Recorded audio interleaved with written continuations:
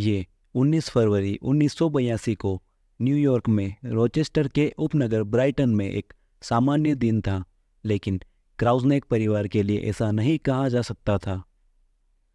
30 वर्षीय जेम्स क्राउज़नेक, जिसने काम पर पूरा दिन बिताया था और शाम को घर लौटा, तब उसकी 29 वर्षीय पत्नी कैथलीन क्राउज़नेक अपने बिस्तर पर मृत पाई गई और उसके सिर पर घातक कुल्हाड़ी का घाव था।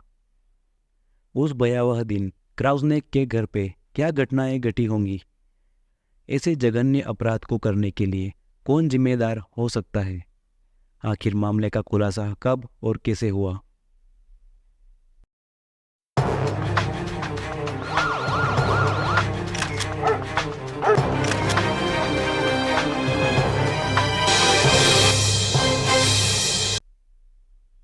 आज हम कैथलीन क्राउज़नेक के मामले की बात कर रहे हैं, जो 1982 में सामने आई एक गंभीर घटना थी।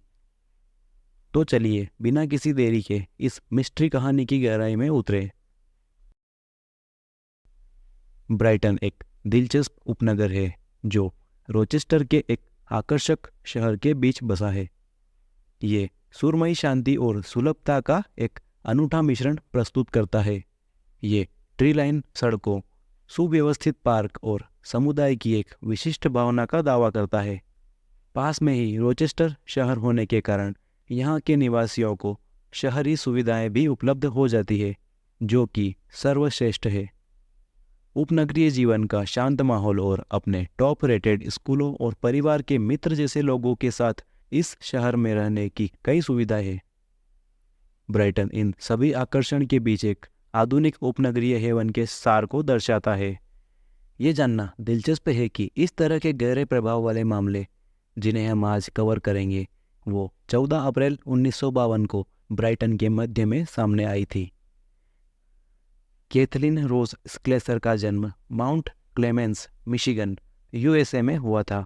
वो 4 लड़कियों और 2 लड़कों वाले परिवार में 6 भाई बहनों में दूसरी सबसे बड़ी थी।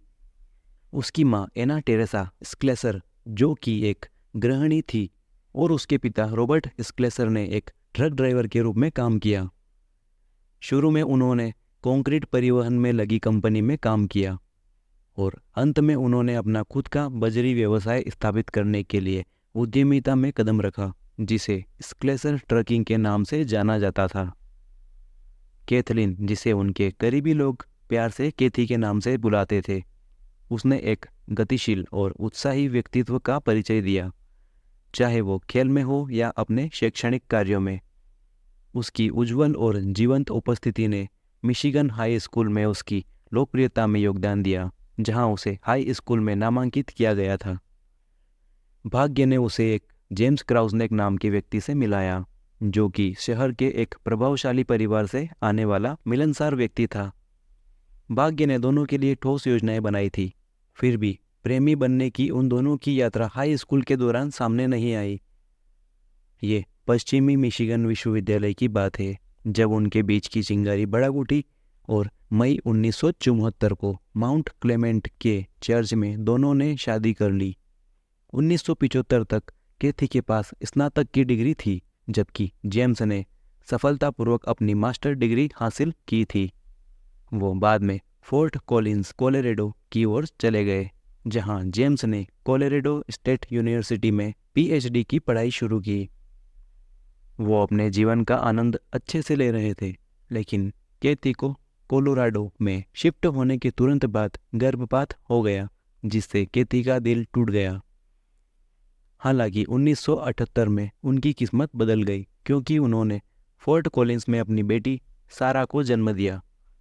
3 लोगों के परिवार के रूप में वो बाद में 1979 में वर्जीनिया के लिंचबर्ग शहर में चले गए, जहां जेम्स ने लिंचबर्ग कॉलेज में एक अर्थशास्त्र शिक्षक के रूप में भूमिका निभाई। भले ही लिंचबर्ग कॉलेज में उसके कार्यकाल के दौरान जेम्स को डॉक्टर क्राउज़नेक के रूप में संबोधित किया जाता था, उसने वास्तव में अपनी डॉक्टरेट की डिग्री नहीं की थी। उसके शोध प्रबंध को रिव्यू के लिए पेंडिंग ही छोड़ दिया गया था, जिस पर आगे कभी विचार किया ही नहीं गया, जिसकी वजह से अंततः उसने अपना काम दोबारा सबमिट नहीं किया, क्योंकि कैथी ने उनसे अपने परिवार की भलाई के लिए अधिक वेतन वाली नौकरी तलाशने के लिए फोर्स करना शुरू कर दिया था।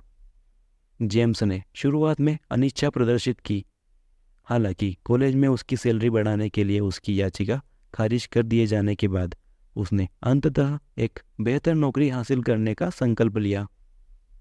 यही वो समय था जब उसने ईस्टमैन कोडक कंपनी में एक अर्थशास्त्री का पद ग्रहण किया, जो जेम्स की नई वेल पेड वाली जॉब थी, जिससे उसकी फाइनेंशियल स्थिति मजबूत हो गई। इसके बाद क्राउज़नेक परिवार ने ब्राइटन न्यूयॉर्क के उपनगरीय क्षेत्र में 33 डेल रियो ड्राइव पर कोडक मुख्यालय के पास आसानी से एक निवास स्थान प्राप्त किया। इस नए निवास स्थान में शिफ्ट होने के बाद कैथी ने सारा का पास के queen of peace nursery school में एडमिशन करवा दिया।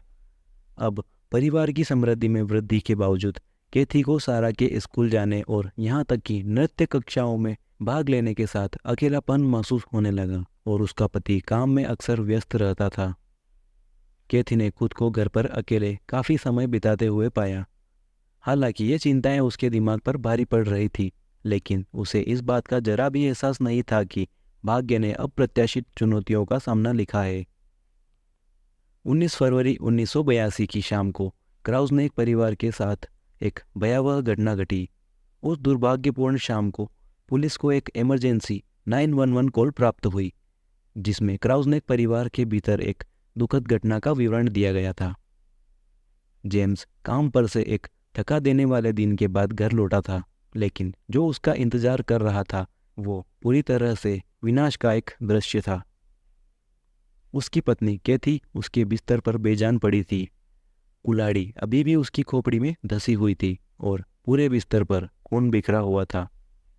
इस भयावह दृश्य के बीच उसकी 3 साल और 10 महीने की बेटी सुरक्षित थी। ब्राइटन पुलिस विभाग के अधिकारी लगभग 5:03 पर अपराध स्थल पर पहुंचे। जेम्स ने अपने पूरे दिन के बारे में डिटेक्टिव को बताया कि वो काम के लिए सुबह 6:30 बजे के सामान्य समय पर घर से निकला था। उसने बताया था कि कैथी ने अपनी बेटी की देखभाल के लिए घर पर दिन बिताने का इरादा किया था। वो खुद शाम 4:50 के आसपास घर लौटा। तभी उसे अपनी पत्नी के बेजान शरीर की दुखद खोज हुई, जिस पर तुरंत प्रतिक्रिया देते हुए उसने अपनी बेटी को उठाया और घर से भागकर एक पड़ोसी के घर शरण ले ली और सहायता के लिए तुरंत फ़ोन किया। जब सारा से पूछताछ की गई तो उसकी प्रतिक्रिया हैरान करने वाली थी। उसने बताया कि उसने एक बुरे आदमी को देखा था। उसने बताया कि उसे ऐसा लगा कि उसके माता पिता अपने बिस्तर पर अपने सिर पर कुल्हाड़ी रखकर सो रहे थे। जब उस आदमी की शक्ल के बारे में पूछताछ की गई तो उसने बताया कि वो कई रंगों का था। हालांकि जासूस ने संदेह पैदा किया कि सारा का विवरण सटीक नहीं हो सकता है। उसने वास्तव में जो देखा वो उसकी माँ बिस्तर पर लेटी हुई थी, खून से लथपथ। यही वो बिंदु था जब जेम्स ने अपनी बेटी और अधिकारियों के बीच पूछताछ को रोकते हुए इंटरफेयर किया। हालांकि पुलिस ने उंगलियों के निशान जैसे महत्वपूर्ण फोरेंसिक सबूतों की खोज की, लेकिन कोई नतीजा नहीं निकला। लेकिन उन्हें वर्ष 1982 में जानबूझकर की गई चोरी के संकेत मिले। डीएनए अभी तक एक जांच उपकरण के रूप में दुनिया में नहीं आया था, फिर भी उस दृश्य के बारे में कुछ ऐसा था जिसने जांचकर्ताओं को तुरंत एक भयावह एहसास दिया कि दृश्य वहीं जम गया था, जैसे कि चोरी को अचानक रोक दिया गया हो। एक अजीब पहलू जिसमें सामने वाले दरवाजे का टूटा हुआ कांच का फलक था। घर में एक मोल के साथ एक WY प्रकार की कुल्हाड़ी पास की दीवार के सामने जमीन पर रखी हुई थी। दोनों कुल्हाड़ी दरवाजे पर पाई गई और एक कैथी के सिर में बिस्तर पर पड़ी हुई थी, जो क्राउज़नेक परिवार की ही थी। बेशकीमती वस्तुएं, कैथी का पर्स अस्त व्यस्त तरीके से फर्श पर फैला हुआ था। उसका सारा सामान उसके आसपास अस्त व्यस्त तरीके से बिखरा हुआ था। पास में एक चाय का सेट उल्टा हुआ पड़ा था और उसके बगल में एक काले रंग का कूड़े का थैला पड़ा हुआ था। दिलचस्प बात यह थी कि थैले के अंदर एक हल्के जूते का निशान दिखाई दे रहा था, जैसे कि किसी ने उस पर पैर रख दिया हो। चोरी के जासूस मार्क लिबरेटर और जासूस स्टीव हंट के कई स्पष्ट संकेतों के बावजूद दृश्य के रहस्य को जोड़ते हुए एक जिज्ञासु विवरण को खुला रखते हुए उन्होंने बताया कि सबसे महत्वपूर्ण पहलू स्पष्ट रूप से अनुपस्थित था। कुछ भी चोरी नहीं हुआ था, लेकिन जांचकर्ताओं ने मजबूत संदेह जताया कि चोरी हुई थी। सच्चे अपराध केथी की हत्या को छुपाने के लिए सावधानी से एक स्मोक स्क्रीन के रूप में योजना बनाई गई थी, ताकि मामले के पीछे एक अपराधी का पता लगाया जा सके। पुलिस ने घटना से जुड़े संभावित संदिग्धों की गहन जांच शुरू की और उनकी खोज से उन्हें शुरुआती संदिग्ध को उजागर करने में मदद मिली। 29 वर्षीय एडवर्ड लाराबे एक सजायाफ्ता हत्यारा और अपराधी था जो हत्या के समय उस जोड़े के निवास के करीब रहता था। एडवर्ड लाराबे ने ग्रीस के एक अन्य रोचेस्टर उपनगर में एक अपार्टमेंट परिसर में एक रखरखाव आदमी के रूप में काम किया था। तब तक वो पहले से ही एक महिलाओं के खिलाफ हिंसक कृत्यों से चिन्हित परेशान करने वाला व्यक्ति था। लाराबे ने महिलाओं के एक कुख्यात स्ववर्णित सोशियोपैथिक हत्यारे के रूप में ख्याति अर्जित की थी। अपराधों के अपने व्यापक रिकॉर्ड के बावजूद उसके और इस विशिष्ट अपराध में महत्वपूर्ण सबूतों के बीच सीधा संबंध स्थापित करना एक चुनौतीपूर्ण प्रयास साबित हुआ। ब्राइटन कुल्हाड़ी हत्या का मामला 1994 से 12 साल की अवधि तक एक रहस्य में डूबा रहा। एडवर्ड लाराबे को दुर्व्यवहार और हत्या के प्रयास के आरोप में 2 आजीवन कारावास की सजा सुनाई गई थी। कुल्हाड़ी हत्या का मामला अगले 2 दशकों तक रुका रहा, जिसके दौरान 2014 में लाराबे की मृत्यु हो गई।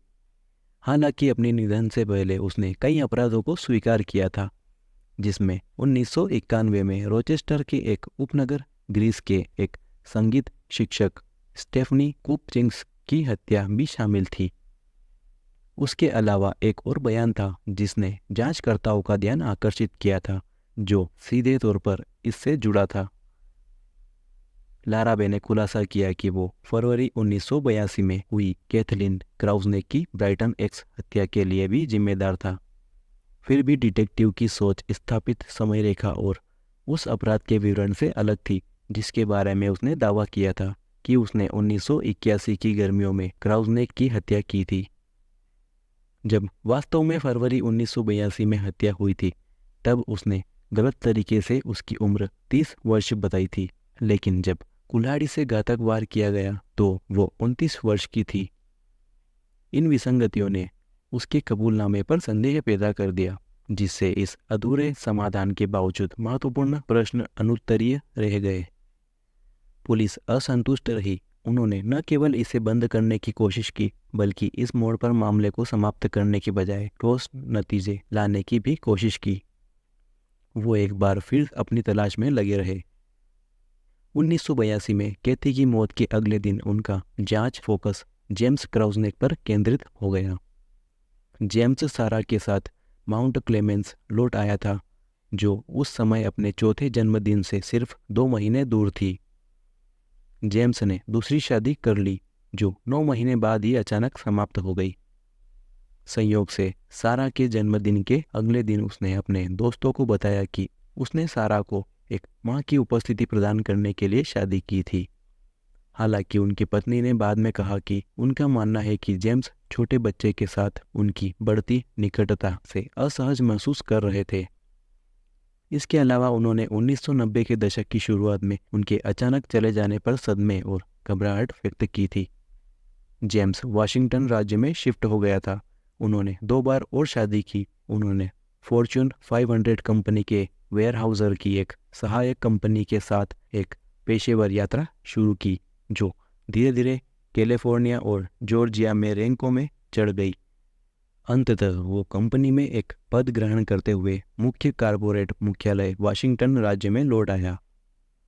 जेम्स और उनकी 1999 में शादी करने वाली चौथी पत्नी शेरोन ने खुद को उसी जीवन शैली में डूबा हुआ पाया जिसकी कल्पना कैथी ने 2000 के दशक की शुरुआत में की थी।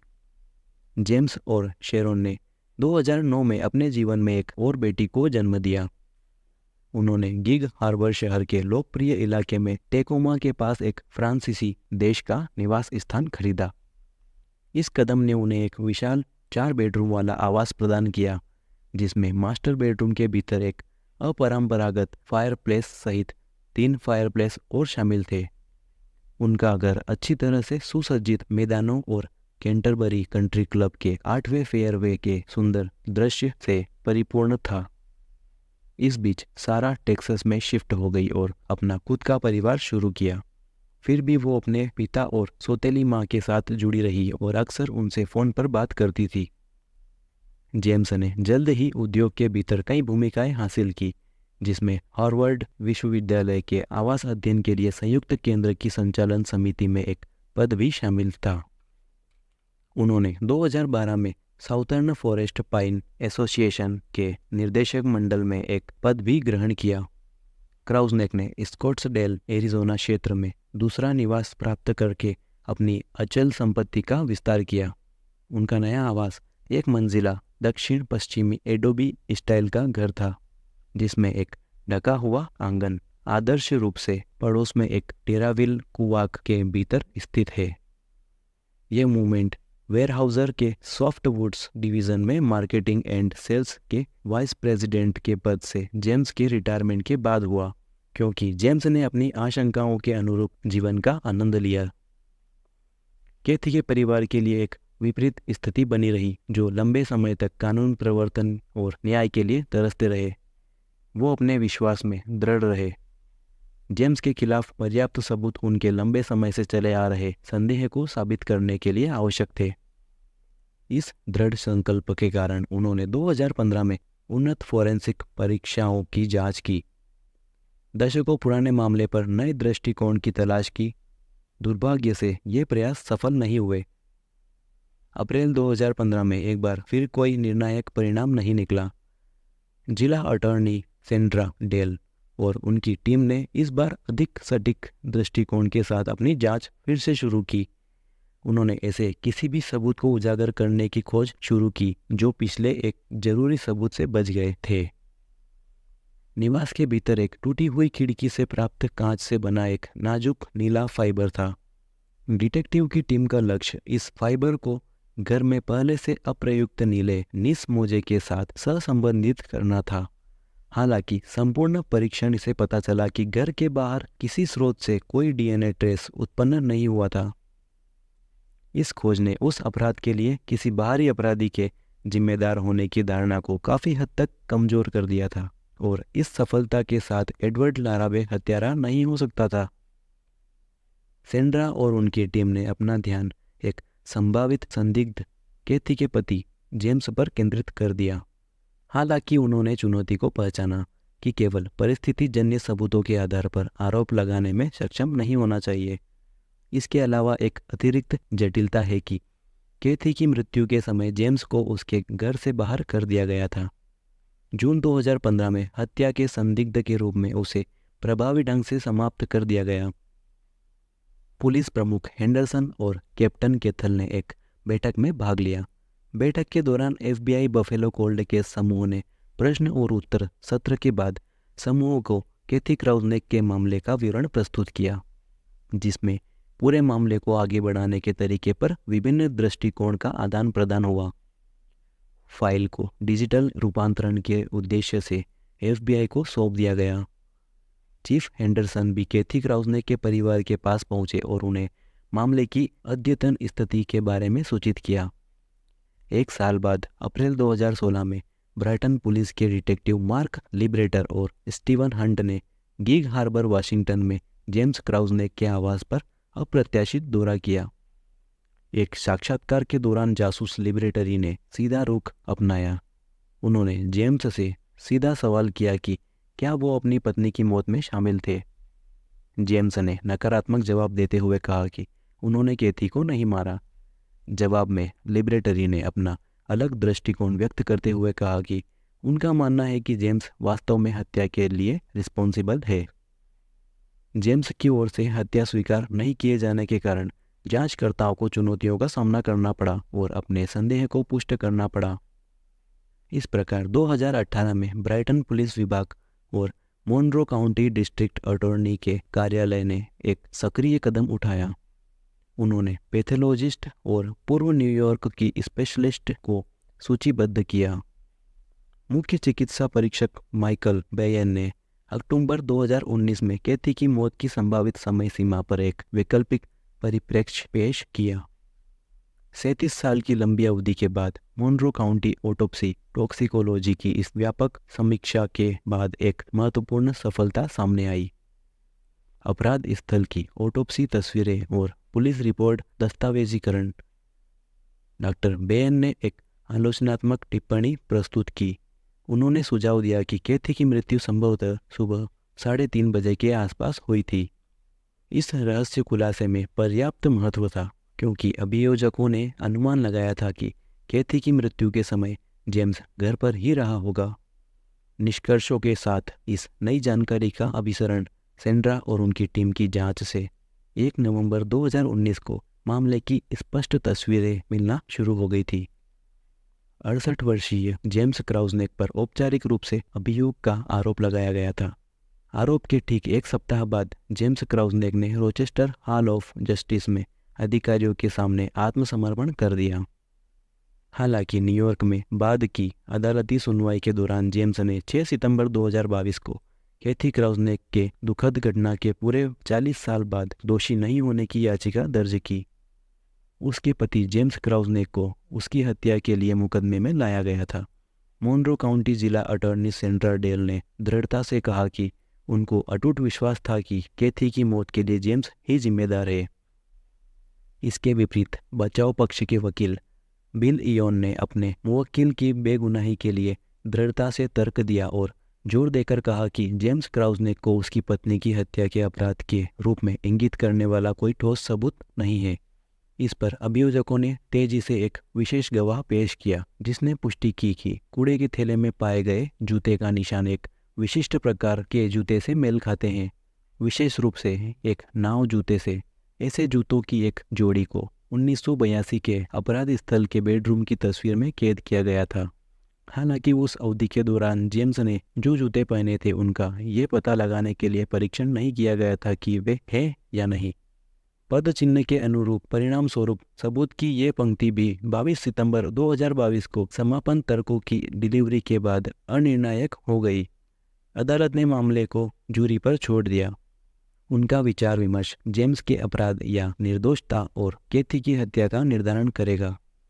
विशेष रूप से जूरी उसकी पत्नी शेरोन के फैसले का भी निहितार्थ करेगी। उसकी बेटी सारा अपनी मां की मृत्यु के समय केवल 4 वर्ष की थी और अब 44 वर्ष की है। उन्होंने 26 सितंबर 2022 को अपने माता पिता के समर्थन में मुकदमे में भाग लिया। मुकदमे के दौरान अपने माता पिता के साथ खड़े रहने के सारा के अथक प्रयासों के बावजूद परिणाम उसकी आशाओं के विपरीत रहा। जूरी ने जेम्स क्राउज़नेक के खिलाफ उसकी पहली पत्नी कैथी की 2nd डिग्री हत्या के लिए दोषी होने का फैसला सुनाया, जिसके तुरंत बाद कानून प्रवर्तन प्रतिनिधियों ने 7 नवंबर 2022 को सजा प्रक्रियाओं के दौरान उसे हिरासत में ले लिया। उसकी बेटी सारा, जो कि उसकी मां की हत्या के समय वहां मौजूद थी, ने सदन में एक बयान दिया था जिसमें फैसले पर उसकी निराशा झलक रही थी। उसने कहा कि मेरी मां का हत्यारा उनकी हत्या करके बच गया और मेरे पिता की जान एक असफल न्याय प्रणाली ने ले ली जिसमें उन्हें उस समय अपराध के लिए दोषी ठहराया जो उन्होंने किया ही नहीं था। सजा सुनाने से पहले अपने बयान में जेम्स क्राउज़नेक, जो अब 71 वर्ष के थे, ने पहली बार अदालत से बात की। क्राउज़नेक ने एक नोट पढ़ा जिसमें उन्होंने कैथी के लिए अपने प्यार की पुष्टि की और अंत में अपनी बेगुनाही की पुष्टि की। मैंने कैथी की हत्या नहीं की। मैं कैथी को पूरे दिल से और सच्चे दिल से प्यार करता था, उसने पूरी आत्मा से कहा। फिर भी जज ने आखिरकार क्राउज़नेक को 25 साल की जेल की सजा सुनाई। आखिरकार 4 दशकों के बाद कैथी के परिवार को न्याय की पराकाष्ठा देखकर राहत की अनुभूति हुई। हालांकि उनकी बस एक ही चिंता थी और वो सारा के लिए थी। उन्होंने सारा के लिए कहा, सारा, हम तुमसे प्यार करते हैं और अब हम प्रार्थना करते हैं कि सारा हमारे पास वापस आ जाएगी और हमारा हिस्सा बनेगी, क्योंकि अब उसका कोई परिवार नहीं है। जेम्स के वकील, उसकी बेटी सारा, उसकी पत्नी शेरोन और उसका करीबी परिवार उसकी बेगुनाही के प्रति अपने विश्वास पर दृढ़ था। वो अपने विश्वास में दृढ़ रहे कि उसे उस अपराध के लिए गलत तरीके से दोषी ठहराया गया था जो उसने नहीं किया था। शेरोन क्राउज़नेक ने जूरी के दोषी फैसले के खिलाफ अपील करने के अपने इरादे पर जोर दिया, जिसका उद्देश्य यह सुनिश्चित करना था कि न्याय वास्तव में हो।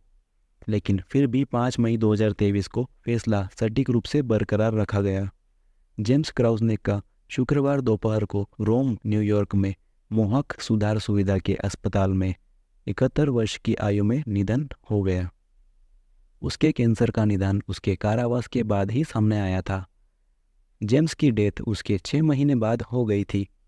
उसे अपनी पत्नी कैथलीन क्राउज़नेक की हत्या के लिए 25 साल की सज़ा सुनाई गई थी, जिसे ब्राइटन कुल्हाड़ी हत्या के रूप में व्यापक रूप से मान्यता मिली थी। तो इस मामले पर आपके क्या विचार है? क्या आप मानते हैं कि न्याय उचित रूप से दिया गया था? क्या आपको लगता है कि इसमें कोई अन्य कारक भी अपनी भूमिका निभा रहे थे? हमें कमेंट में अपने विचार बताइए और कहानी को लाइक और शेयर करें। और भी इंटरेस्टिंग ट्रू क्राइम स्टोरीज़ के लिए हमारे चैनल को सब्सक्राइब करें। धन्यवाद।